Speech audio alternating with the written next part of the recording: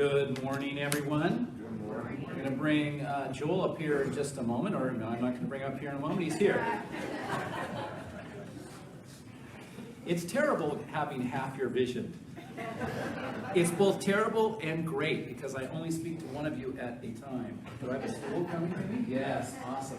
Okay, so you guys have seen this format before. Nate, are we on camera or do we need to move over? We're good because we want to keep the people at home involved here.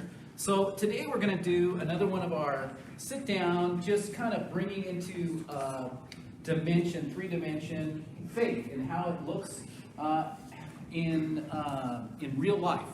Because we want to always, our goal here is not to just have an academic understanding of God's Word, but we want to have an interactive, transformational understanding of God's Word that really impacts our life on a day-to-day basis. And so we've done these things where we've talked to Chris, we've talked to Cork, and today Joel's going to share about some interactions that he's had over his employment history.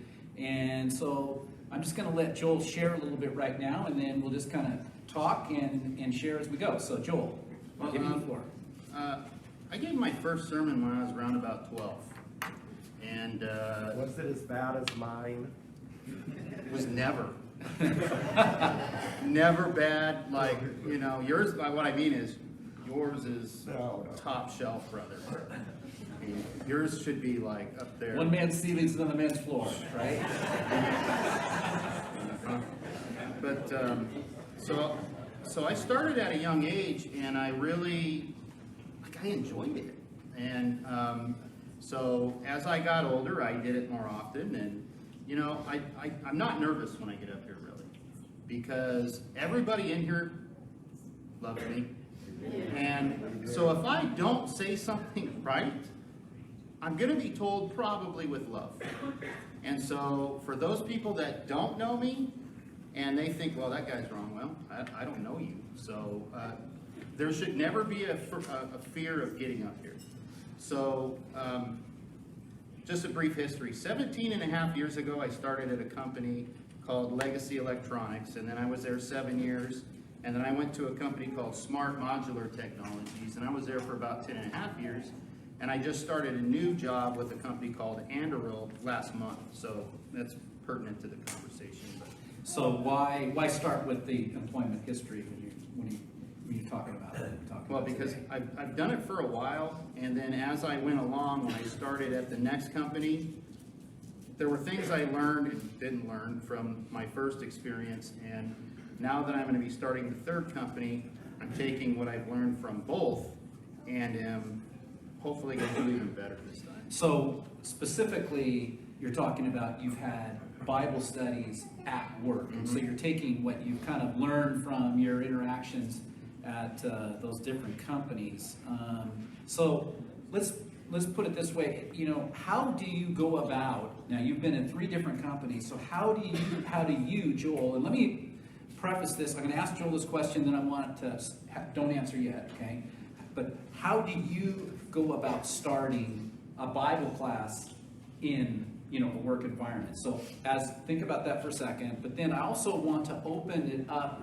We're going to open it up for some interaction towards the end of our interaction today. And so I want to give you, kind of prime you with this so it doesn't just hit you cold, is that Joel's he's indicated that he'd like some feedback from you. If you hear what he's saying, or if you have some questions for him, or even maybe some advice of how to kind of improve something, then he would certainly appreciate that. So normally in this kind of dynamic, you don't have kind of interaction. So I didn't want to catch you guys cold, because if we asked that question right at the end, you'd just all be thinking, well, Dan, you should have asked me that at the beginning. I would have been thinking about it. So again, just be thinking. If you have some comments, we'll open it up towards the end.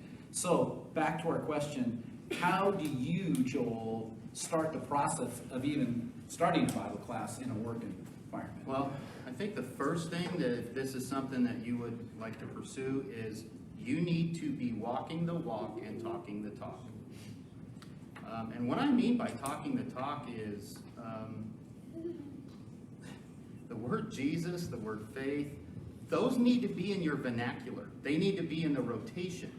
Because if that's not something that you are talking about, and it doesn't even necessarily be direct, it can be, like you've mentioned before, just phrases from the Bible that you mentioned.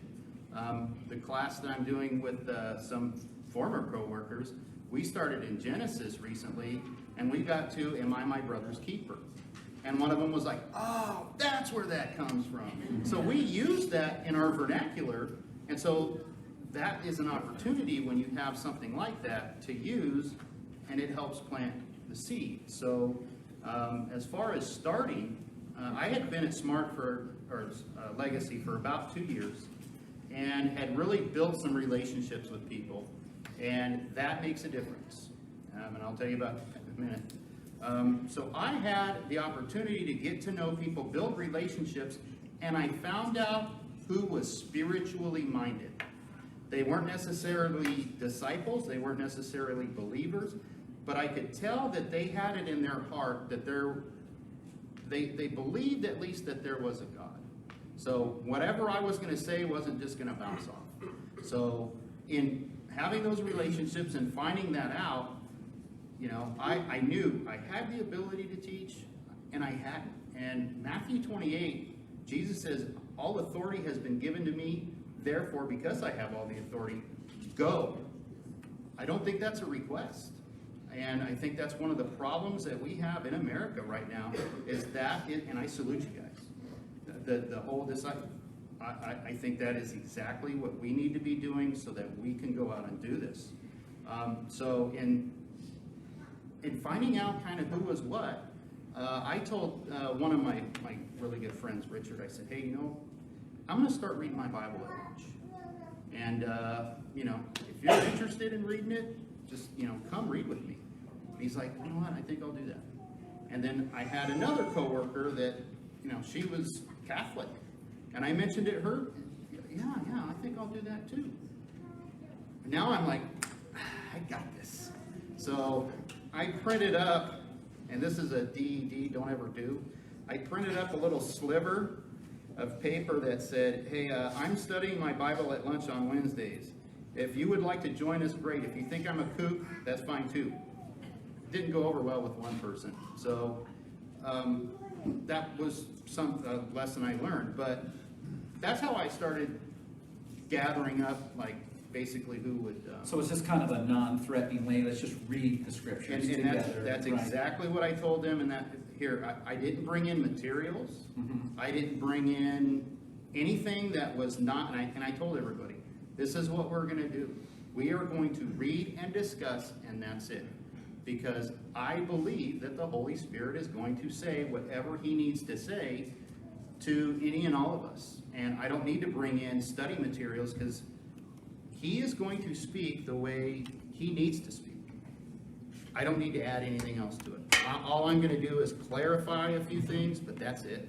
I've heard this before and I have some of my favorite kind of commentators, and one particular commentator said he never goes in with the agenda other than just clarity, right? Let's just have clarity around the topic, and that's what we want. If we're going to read the scriptures, let's just get clarity around, what are they actually saying to us, and what is the implication of that. And real quick, one other thing.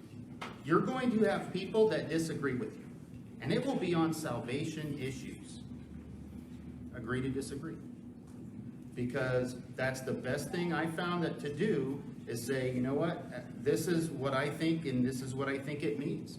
If you think different, that's between you and God, just like this is between me and God. I mean, it's don't put a stumbling block in front of them, because they will stumble, and then you're going to have to deal with that, and it's not a good idea.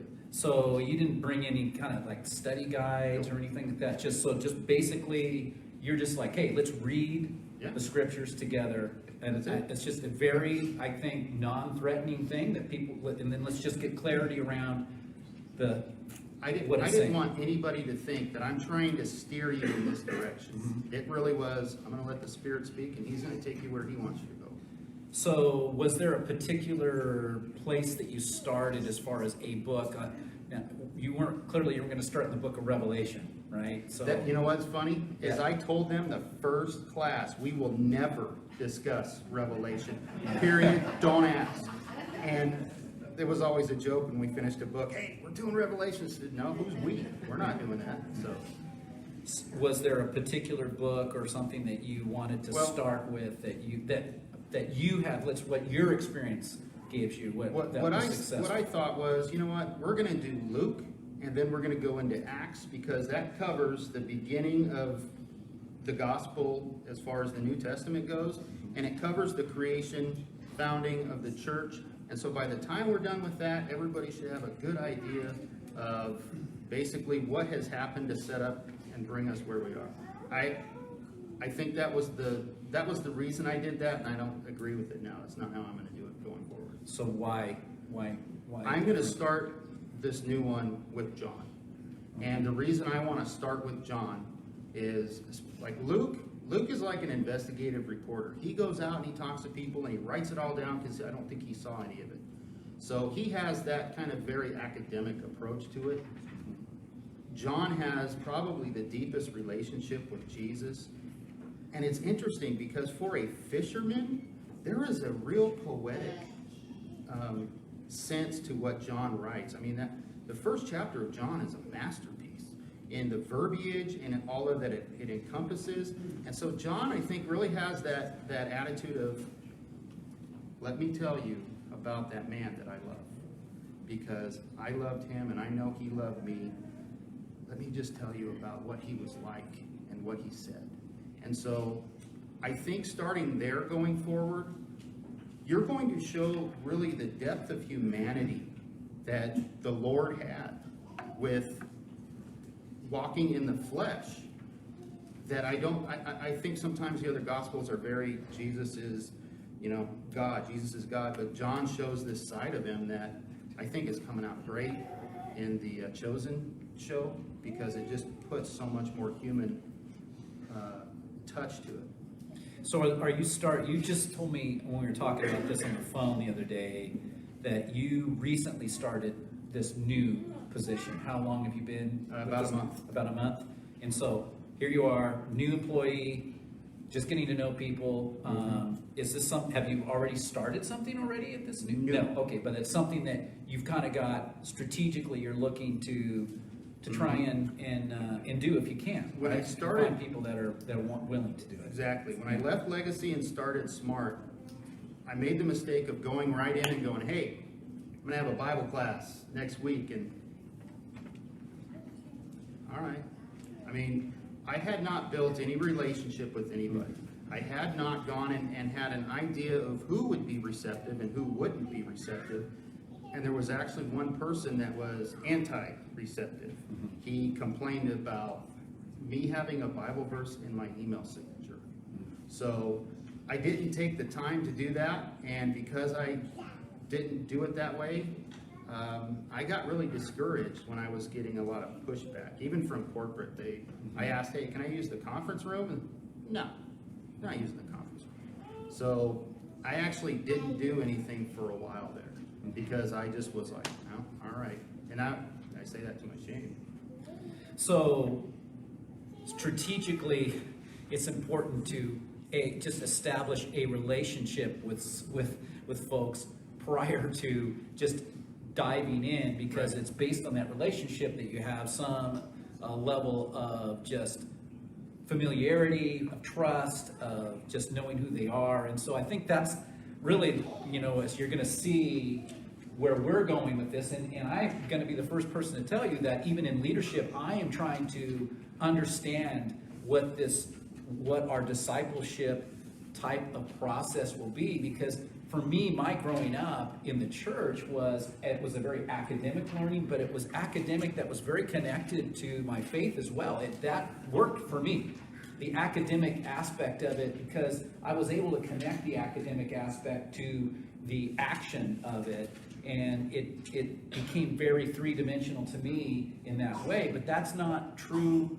for everyone, and for someone just kind of getting, maybe they've not really had a Bible study before, so just to have that relational type of interaction is so important. So Yeah. so right now you're in the foundational building kind of, let's get to know people, understand who they are, where they're coming from.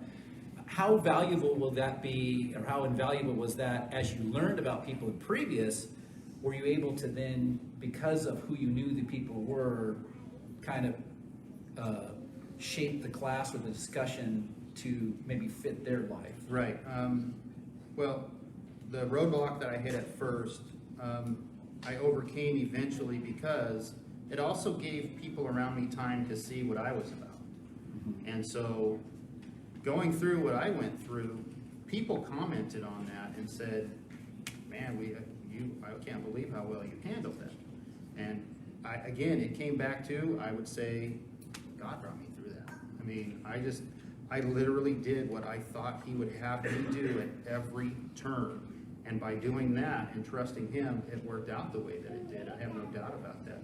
So in the time from when I first started until I actually started the Bible study, people got to know me. And another thing, people would come to me and ask me questions. Some of the hardest questions you will be asked are things like, why is this happening to me? Boy, you want to talk about a tough one. But if you have a relationship with them, the answers are easier to work through with them, other than, just the first day, oh, you're a Christian? You need to start answering some questions about your God. It's like, okay, I will do the best that I can, but, and that's one thing I would tell the people in my study is, look, I don't have it all figured out. You guys are going to ask me questions that I do not have the answer to. I will try to find the answer, either through study or talking to people wiser than me, but at the end of the day, there are also going to be questions that nobody can answer. And those sometimes can be really difficult, but that's where faith comes back in. So you're not one now, but your goal is to start one. But previous iterations of this where you worked, how did it, tell us maybe a little bit about how it developed?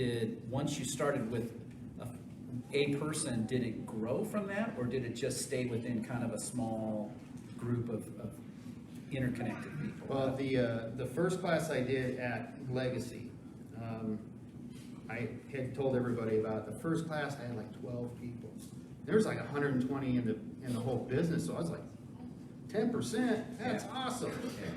By the end of the 7 years that I was there, it was down to 3+ me. Attrition set in, and it was mostly people that just left the company. So I don't recall one just, no thanks, man, I didn't know this is how it's going to go. But it did take a while for it to get, weeded down to those 3. Now, let me ask you about frequency, because are you doing this every lunchtime? Because that might feel like a little overwhelming for people that they're going to take every one of their lunchtimes, or what? Once a week. Once a week, okay. We picked a day of the week, and this is when I'm going to do it. And if like everybody said, well, I can't do it, then I didn't do it. But I didn't want to skip ahead. Yeah. So just once a week, and because you're in an environment that allowed for an hour lunch break to kind of do that, and you guys would just kind of eat and go through the study. So tell me, what did it look like? I mean, did you just have a Bible open and someone would read, and then you read so many scriptures and then you talk about it? I mean, I followed the Tom Deganoff format of what is the Tom Deganoff Bible format? class? Yeah. Exactly what I just said. You sit down, you read it, you talk about it, and that's kind of it. I didn't have the whiteboard though. I really didn't want to intimidate them. So I mean, okay. But I mean, I made it as straightforward and simple as I could. Okay. And then out of all that, do you now that you've gone from you've left that company, do you still like interact with some of these folks? Yeah. As a matter of fact, the 2 from Smart that the company I just left, I only had 2 that would study, but I've studied with those 2 for, I want to say 5 or 6 years, and we're still studying right now. Okay. So I still have Thursday or Friday that we get together, and like I said, not only do we study, but we stay interested in each other's lives. And we pray, and it's, okay, what do I need to pray for with you about? And so keeping that relationship and has made it where they want to keep the study going too. So it's much more than just the academic aspect of Bible knowledge. It's getting to know the person and interacting, becoming really engaged in their life and understanding what's going on in their life and praying together and just living together kind of in that environment. Because that relationship glues the study with them. Okay. So plans going forward. What's it look like going forward from here? I mean, when did you start this new job? A month ago. 1 month ago. Okay. And so it's a matter of just Laying the foundation. laying the foundation of who you are, getting familiar with people, getting people comfortable with you, to where someone would be even open to this. That's pretty much it. Okay. One thing I do is I read this and I read this. I don't read my phone, because you could be reading anything on your phone. When you have this, there's no doubt what you're reading. And I think that's really one of the best things, best ways to just introduce what you're all about before saying a word to anybody. I think this is the start of walking the walk and talking the talk. I do like what you said as far as having within your verbiage and your kind of way that you speak things that are indicative that you are a person spiritually, because that does open doors. That does signal to people that I'm someone that has kind of a spiritual, maybe a biblical worldview, and that maybe someone's just looking for that. They're looking for that opportunity. Maybe they don't even know they're a seeker, but then by you, and there's people out there that are seekers that don't know they're seekers, but when you open that door of conversation about spiritual things, it may be in their mind, it's like, hey, that's something I'm curious about, and then you actually spark a curiosity and then open that door. So I think that's really well said. Why do this at all? What motivates you, Joel, to do this at your workplace? What is it that kind of pushes you kind of internally? Because I got to tell you, it's not, I'm going to say that's not a comfortable thing to do. You're kind of putting yourself out there. What is it that is within you that kind of pushes you to or inspires you to kind of do this? Like I said, I have the ability to do it. And maybe not everybody has the ability, and that's one thing, but not having the ability and not doing something that, like I said, I think Jesus was very straightforward and it was a direct command. That's really selling Jesus short, and I don't want to be selling Jesus short. So I got to a point where it bothered me enough to where, okay, I really need to do this. And it wasn't a guilt thing. It was a thing just, I want to do this. I want to have people come to a faith that will change their life. So that was really the motivation behind it. And for me, it was just, this is a need to do. Okay, awesome. All right, so we come to a point where we're just really getting close to the end of our time. So in talking to Joel about how we were going to do this today, we wanted to at least open it up. If anyone has any questions or even suggestions for him, he's right at the entry level of a whole new kind of experience. So does anyone, does anything pop in anyone's head that they would like to share? Yes, Lori. Julie, you said at the beginning that you learned it was important to build relationships. Could you share specifically how you went about that? What did you do specifically on building relationships? Well, I mean, there's almost an aspect of work-family where you just have the people that you're around. It's really just about being their friend, but then taking, really just being part of their life.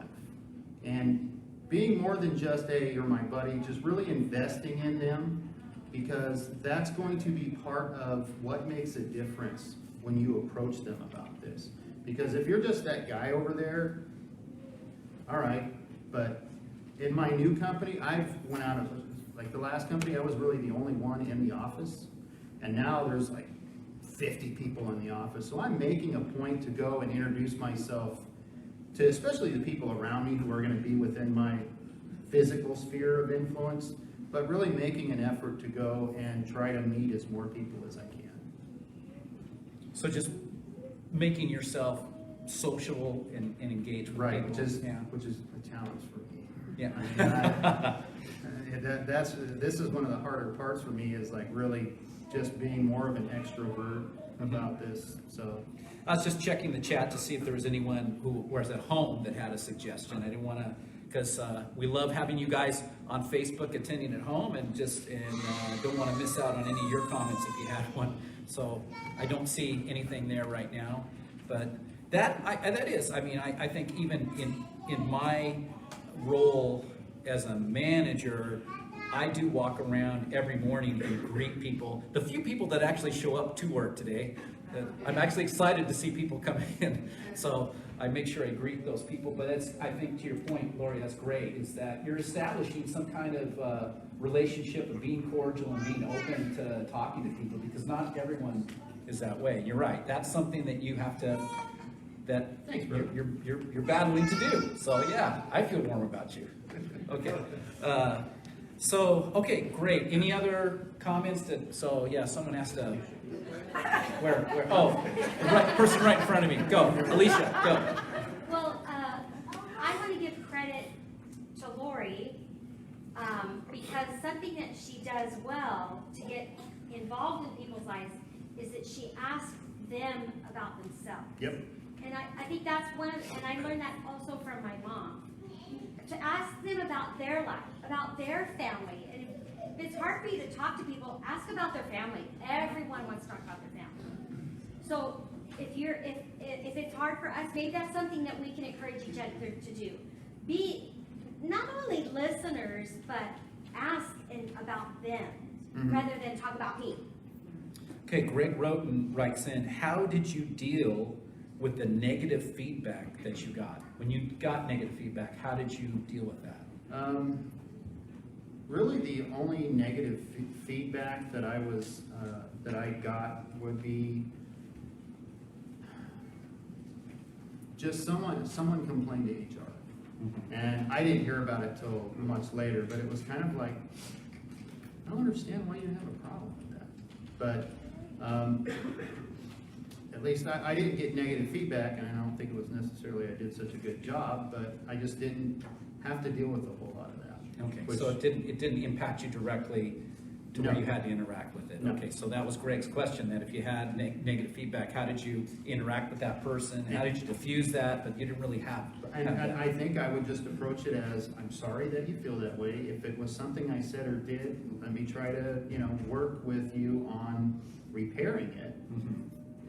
And again, if you've had that relationship built up, you shouldn't get like a really personal pushback kind of Okay. thing. I wouldn't think, but.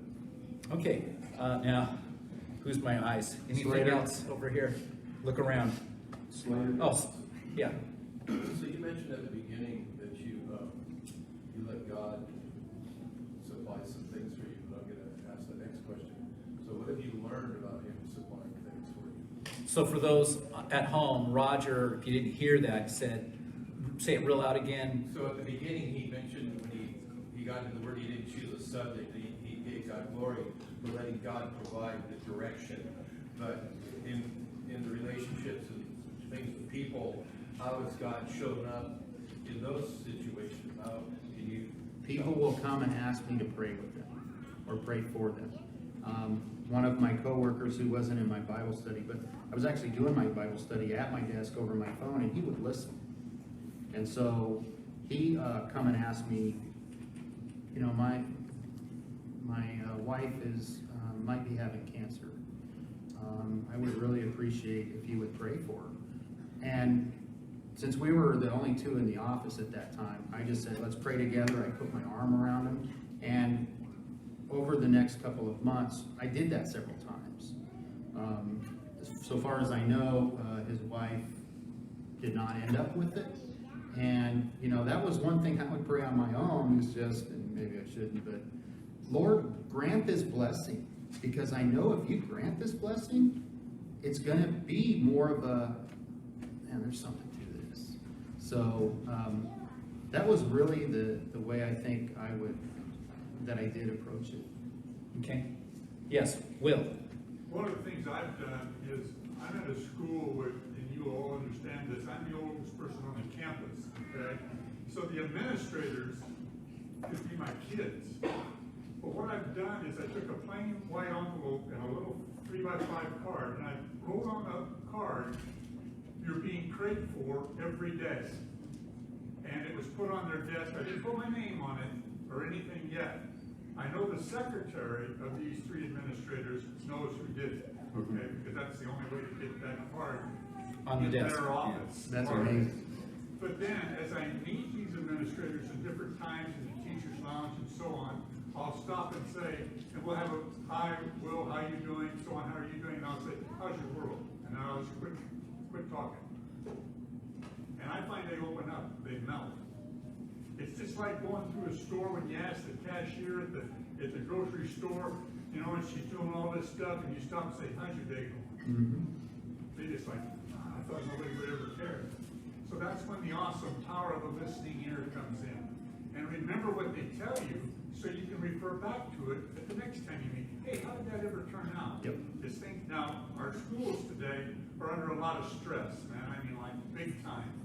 And so, for anybody to even care about the administration and what they're doing, so find those, there's cracks all around you where the will of God can be done. Be praying that, "Lord, show me those doors, show me those cracks, show me those people," and go wherever you do. I go to school every morning, and one of the things really helped me is I always carry a Bible. And when I was on the railroad, I used to have it in my hip pocket, just enough where the little ribbons would stick out. Pretty soon somebody comes to you like you, Joel, "Will you pray for me?" Or, "Where do you go to church?" Or, "Do you know God?" Or something like this. That's God's doing, okay? Okay. You're just making yourself available. Yep. Awesome. All right. Joel, thank you. We're out of time. Can I just do Will, one last thing? Yes, one last thing. Go. Real quick. Because we want to take advantage. Just some takeaways. Yeah, what takeaways? Go. Don't be ashamed. Do not be ashamed that you are a disciple of Christ. That will go a long way. And that has to be like the first thing that really we should always be doing this anyways, but you have been saved by grace through faith, and you should never be ashamed of that. Walk the walk and talk the talk. People are watching and listening, and you need to do it especially when you are struggling with trials, temptations, whatever. Because like I said in that fruit of the Spirit one, that's going to be the things that people really, that's the nail they're going to hang their hat on as far as I need to know what they're about. And pray with people when you can. I mean, if they're a little bit like, "Nah, I don't want to do public," that's fine. Pray for them. But if you can, pray with them, because it really, I think, sticks with them. Okay. Awesome. All right. Thank you, Joel. Thank you.